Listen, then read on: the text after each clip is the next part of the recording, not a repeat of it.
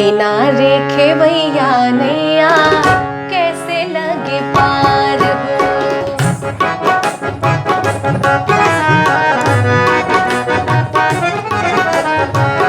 बिना रेखे वैया नैया कैसे लगे पार हो। बिना रेखे वैया नैया कैसे लगे पार हो। केतने खड़े किनारे, केतने खड़े किनारे, कितने मझधार हो। बिना रेखे वैया नैया कैसे लगे पार हो। बिना रेखे वैया नैया कैसे लगे पार हो।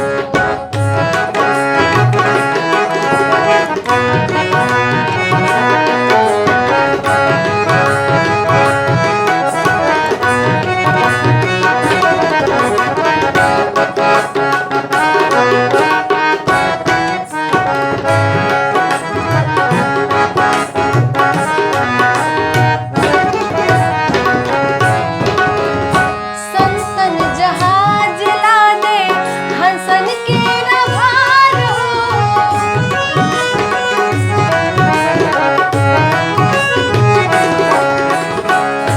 संतन जहाज ला दे हंसन के न भार हो। संतन जहाज ला दे हंसन के न भार हो। नाम फरहरा बांध के, नाम फरहरा बांध के उतर भव पार हो। बिना रेखे वैया नैया कैसे लगे पार हो। बिना रेखे वैया नैया कैसे लगे पार हो।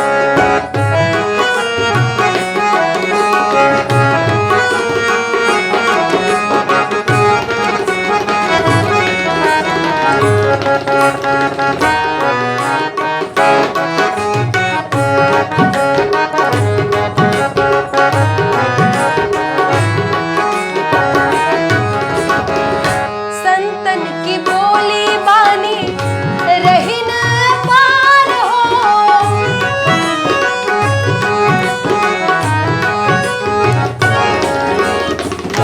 संतन की बोली बानी रही न पार हो। संतन की बोली बानी रही न पार हो। दास कबीर गावे, दास कबीर गावे कथा में करतार हो। बिना रेखे वैया नैया कैसे लगे पार हो। बिना रेखे वैया नैया कैसे लगे पार हो। केतने खड़े किनारे, केतने खड़े किनारे, कितने मझधार हो। बिना रेखे वैया नैया कैसे लगे पार हो। बिना रेखे वैया नैया कैसे लगे पार हो। बिना रेखे वैया नैया कैसे लगे पार हो। बिना रेखे वैया नैया कैसे लगे पार हो। अगर आप लोगों को ये भजन अच्छा लगे तो कृपया इस चैनल को ज़रूर सब्सक्राइब कर लें। धन्यवाद।